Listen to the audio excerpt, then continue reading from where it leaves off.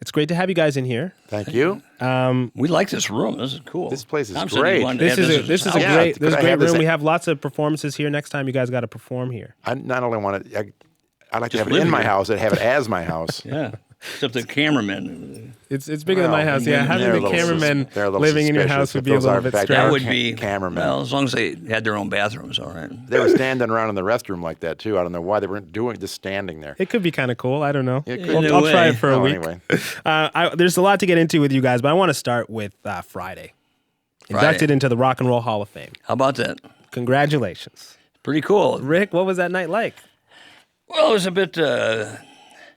It was a bit hectic, 'cause, so we're not used to being public speakers, and we're not used to going to. Have you ever seen Spinal Tap? That'll. Yeah, it was kind of we had no idea what was truly going on and who was doing what and what order. They tell you where to sit, they tell you what you're going to play, they tell you who can go. So it's like.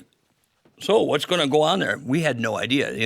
So it's out of your we were out of your nominated comfort zone. once, and we got in on the first nomination. It's out of your comfort zone, certainly. And Yeah. it's because you don't know what's going to happen, and not that they're going to.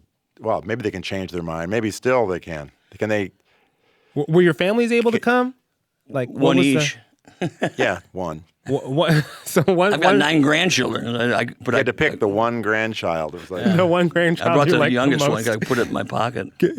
gets to come. So you're in on your first ballot, but How about that? but fans spent 14 years freaking out about you guys not being in there. Well, thanks to you, Shad, we made it. How many times did you vote? Did it bother you though being passed over? No. I never thought about it. we were happy to get in. I don't think we thought Nah. anything of it as far as getting. We didn't think. I mean, myself, I didn't think we'd get in. I just thought, Yeah, it was You kind thought of- you'd never get in. Well, I kind of don't a long know. shot. It's hard to say, because you always see a list of the people that aren't in there. You can't believe it. Like, wow, why is so and so in there? Why is it? So I guess that's good. So if you're not in, you can just rationalize it. Well, it's not bad. Jeff Lynne's not in there either. So what? Yeah, it's not bad company. Oh, I got a pick. Rick Nielsen No, you just got 2 picks. Rick Nielsen just threw me 2 I didn't say- guitar picks. I'm going to charge you for them before we leave here. Sounds good. Just the cameramen keep my money. Yeah. You Go both spoken about how important this is to your fans Yes. getting in there. Why do you think that is, Tom? Well, we didn't really know that until people started just really kind of freaking out about it. Everybody started coming up to us out of the blue, and the fans were just overjoyed. And it was really a great feeling. I think it really is more For the fans. For fans, it's like Rick has said too. It kind of validates. What you've done for, like, hey man, I'm a fan of Cheap Trick. It's like, yeah, right. Those old buggers, or whatever anybody would say. It's like, hey, we've liked these guys for a long time. Probably not everything we've done, but it's like they like what you got. So now they can like say, you see, I told you. Probably the best thing was that we saw all these people that came to that show.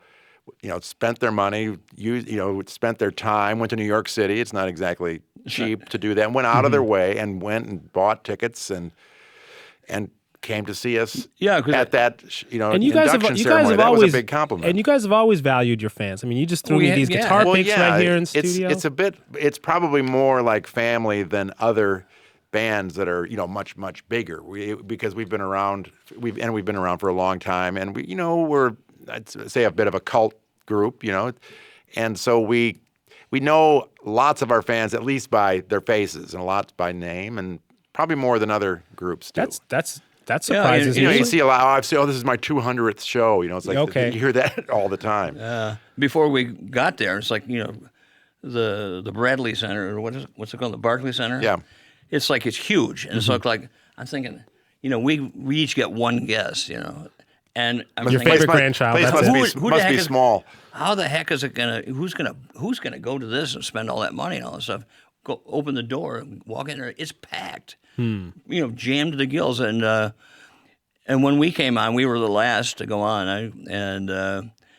There was Cheap Trick shirts all over. There were like these suites where our fans they bought like 20 or 40 to a suite, and it's like they were all over the place. It was crazy. That's giving me really goosebumps great. right now. Getting inducted into the Hall of Fame and looking out and seeing, a section of fans that have maybe been to 200 shows. They've been there. Yeah, that's amazing. that really meant a lot. Wow. Probably really meant the most to Yeah. us. It was surprising. There was a bit of controversy. You guys were inducted alongside NWA, legendary rap group, and Gene Simmons from Kiss thinks rap doesn't belong in the Hall of Fame. Rick, what do you think? I think that it was cool that they were there. I wish they would have stayed till the end. They left a little early. NWA, and anybody can have an opinion about anything. So who cares what anybody says?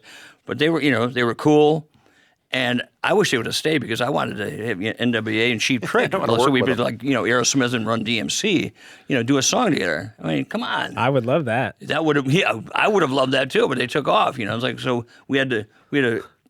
And I won't say anything, but it could have been cool. It's like and they left. They came en masse and they left en masse. So it's like this is a once in a lifetime thing. I said too. I would have taken Peter Cetera and Richie Blackmore to play with us. I mean, if their own bands can't handle each other, I said we put aside our differences that we have. Yeah. To be there and for the fans and for ourselves, what an accomplishment! Come on. Well, I play in a rock band. I play guitar. I'm from Rockford, Illinois. It's like, that's everything going against you. Yeah. But the fact that we love to play and we started when we were junior high school, and we still haven't. We've grown old, but not up. Which is great. You're and you telling me. Yeah, a lot of bands who get inducted into the Rock and Roll Hall of Fame. And we keep making records too. That's one of the. Well, that's why I thought it was maybe extra special getting inducted into the Rock and Roll Hall of Fame, because a lot of bands they reunite just for that event. They've been out of the game for a while, right? But you guys never stopped. Does it feel like a special accomplishment knowing that this has been continuous for you guys and you're still doing it? No, it doesn't feel like a special accomplishment because that's what we do. It's just it's what we've done mainly for our whole lives, so it feels just normal to us. But it is a special accomplishment. It is to our fans and certainly to everybody else because like I tell people, I used to go to the grocery store. We'd play 300 shows a year, and we'd fly in planes. We go in here and there, and all beat up.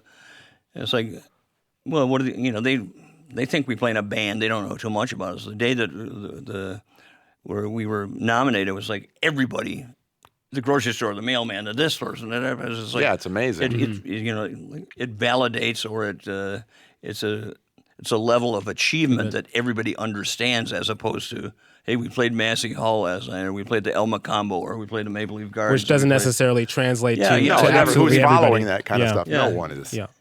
We don't even follow Except it. They slip the note under our door, so then we know that we're Yeah. playing Massey Hall. But now, Rick, you said you've been doing this since junior high. There've been bumps in the road. It hasn't always been easy. What's the closest it ever came to ending, to collapsing? I never wanted it to, but it's like. Was there a point where? Well, we was almost the got closest? killed in Ottawa. In Ottawa? In Ottawa, yeah.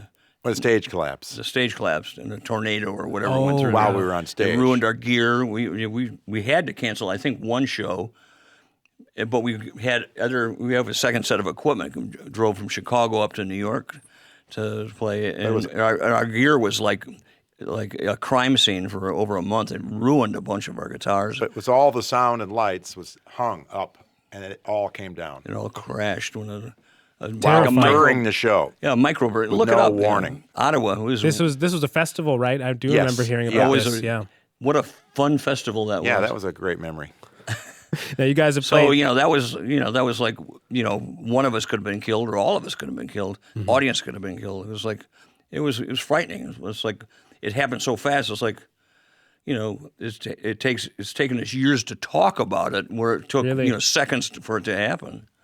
It took years to be able to talk about it Well, no, between it took, each other. Well, We've been yeah. talking about it, but it's like we still, we had no control over it. It's like getting the Rock and Roll Hall of Fame. You had no control over what happened. Terrifying moment. Now you guys have played. I think this interview is like about almost that scary. Not even Close to. Not even It, close. Yeah, so many pages It of started stuff. out fine, but now he's really I trying tell to you, get us why, over here. why are you so mad at us? No, I'm not trying to get you He's just guys. trying to bum I'm us just out here, I'm and it's happy so to have early. you guys Seems here. like it to me, doesn't it? Now, you guys have played festivals, you played clubs, you played stadiums, you played arenas, you've also played state fairs, you've also played corporate gigs. And Tom, in one interview, you talked about playing one gig in Park City, Utah, corporate gig at a ski lodge for, quote, 10 people at a table drinking wine. How do you approach a gig like that?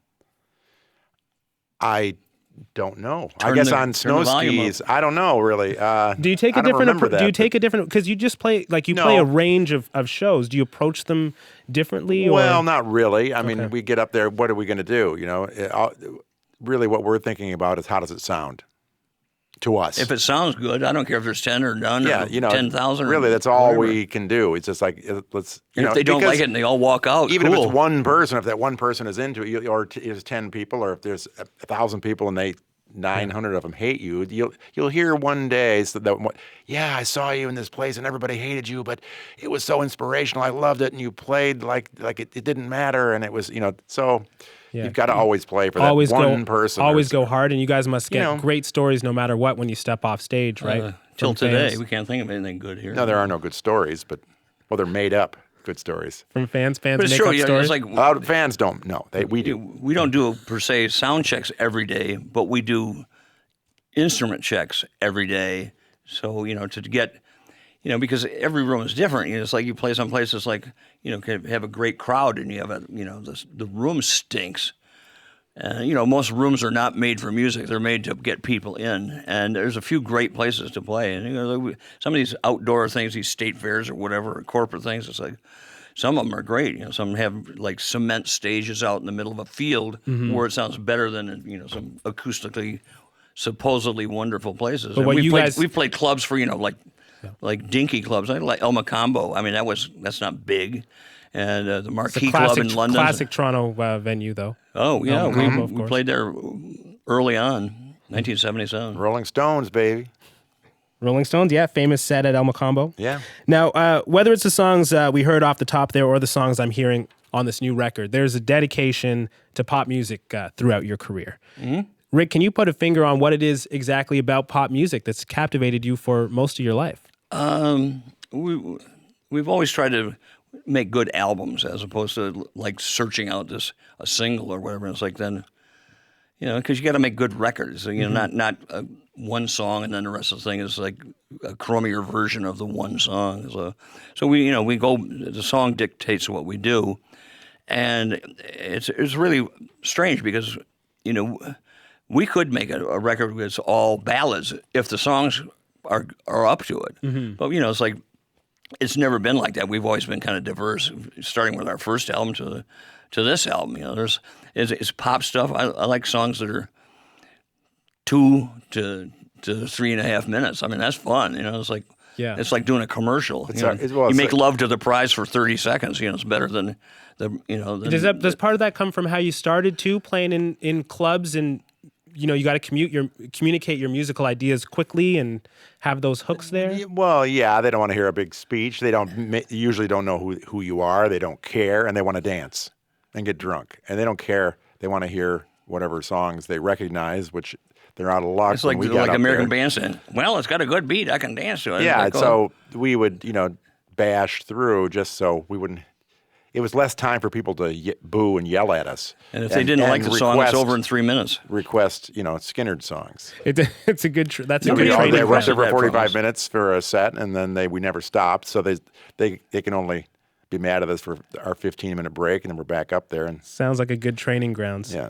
Has it gotten harder or easier to take feedback from each other on your songs over the course of your career? It's the same. It's no different. Yeah, you guys have always been open to each other's ideas? Oh, yeah. Because a lot of times younger artists struggle with that, and they get more maturity, and then they have alternative motives. We wanted to play, we wanted to make records, and we wanted to. We never thought, okay, this is going to make us rich, or this is going to make us cool, or whatever. It's like, we like to play, and it's like we don't like to play stupid stuff. And we were never trying to be somebody we weren't. We're trying to be doing that is like then you never have your own identity. I want to be just like this guy. You know, the record company people used to, Well, that's what the whole thing is. Yeah. But God, these guys are usually popular. not in our case now, but that's what's Yeah, now your record label head is a huge fan of you guys and Well, like supports Tom said, everything you do. sue ourselves. Speaking of new artists, younger artists, I brought that up earlier. Rick, this is the first Cheap Trick album that features your son Dax I heard on that, drums. yeah. What's it like to share this part of your life with your son? Well, he's been a musician his whole life too, not with me or he's with young, us. but only compared to us. Yeah, I mean, he brought the that average young. age of our band down under 100. So it's like but a new vitality, or I don't know. It's like, What's it like sharing this experience with him, though? Is that well, we never talk about it because Well, we look at him. He's a fellow musician and our drummer, and you're not looking at it like, oh, now you're grounded, Dad. Sorry. Well, how do you? you missed that bridge? Well, grounded, we're yeah. just he's a musician, so he does what he does, and he's got good ideas about what we do, and he's as big a voice as we are. He's another part of the band. Before I let you go, I want to ask you guys. we want to stay here longer. No, we're The staying show- here. Come on, show now is gonna now be you're done. starting to jump back to our side again. We've got to get some poutine. I'll We've take you heard guys. it's I'll good. take you guys for poutine after Where's the a show. good place to get it? I'll take you guys. No, you won't. I will. I promise Charlotte, you. We'll I promise allow you. it. No, she says she's in there shaking her head. I She's, promise geez, you, I'll what's take this- you for poutine, what's but this you little have to- thing under the neck. She's doing that little. You have to let me one more question, then Charlotte. I'll buy you poutine. Do not give him the finger. Come really? on, that's I not spoke. nice. I spoke earlier about your influence as a band on everyone from Nirvana to the Ramones. We hear that a lot from people and we don't necessarily hear it. Yeah, I like, oh wow, you really influence us, and I'll hear the music and I'll go, wow, it sounds like the Kinks to me. I don't know where you get, how did That's that? interesting. Yeah. You don't hear your influence in a band like Nirvana? I think the little. fact that they like us because of our work ethic is an influence, and I think the fact that we've had great ups and we've had great downs, and we keep going. It's like my line I use all the time is like, if we waited for a hit single, we'd never tour. It's like, so we tour because that's the thing to do, and when we're not touring, we're making records. It's So you like, think people are more influenced? Bands have been more influenced by your work ethic than maybe I Sonic? think it's Well, I a don't whole know bunch about of that. stuff. They don't. I mean, I wouldn't be overly specific about what I stole either. You stole? Whoever, I steal. There's only 12 notes. Don't that- steal any. Don't steal anything from the Rolling Stones for starters. And if you do, don't mention it. Well, we were talking about the Led Zeppelin situation yesterday. Yeah, I heard. I thought Stairway that was to already Heaven with over them. with years ago. Stairway to Heaven. No, now it's going to a jury. Is that retroactive? So the money they got that they already spent, they get to. I'm not sure how much of that you can claw back. Really? But we'll find Do you out. think you want the guys in spirit to live at your house? Jesus. I haven't heard what ridiculous. was going on exactly, but do they have a case? Does it sound exactly the same as? I personally said on air yesterday, I don't think there's a case. We're talking about So to you, four chord progression. you going never down noticed to, it. Going There's down only to 12 semitone. notes. There's only 12 I mean, I'm notes. not sure I mean, you can if somebody copyright steals that. from us, then I understand it. Right. But it's like, I mean, is it that flagrant that it's? I don't think so. I don't think so. I think Jack Cassidy, or what's the drummer's name? Ed Unfortunately, Cassidy? our show, guys, is going to wrap up. We don't care about that, It's David. going Come on. to be it's going to go to black. Keep going here. In a second, I got to at You're least. the best interviewer we've ever had. Well, luckily, this Wow. is taped, In the so we last can just hour. display, just kind of It's edit it. definitely going live to air Live? right now. Yeah. What? Whoa! What's with all the profanity? So Plus all your hatred I got to at towards least us. remind What's people with it? who I'm talking to. This is Rick Nielsen and Tom Petersson of Cheap Trick. They've been with me here in Studio Q, Now you're giving ganging me up want on us. people to and get you're only mixed one up. of you. You don't want them to get mixed up that maybe you said some of this stuff. Yeah. Well, I wrote the songs for the Rolling What? Stones, I think the Rolling Stones should sue Shad. Hey, guess I think they will guess after what? this Yeah. episode of If it Q, weren't, along Rupert- with other people Rupert listening Murdoch, right now. he has to give Or back Jerry Spirit. Hall to the guys in spirit. You're listening to Q. In case you're wondering, I'm Shad, and we're wrapping up with Cheap Trick. Thank you so much for listening. Bye.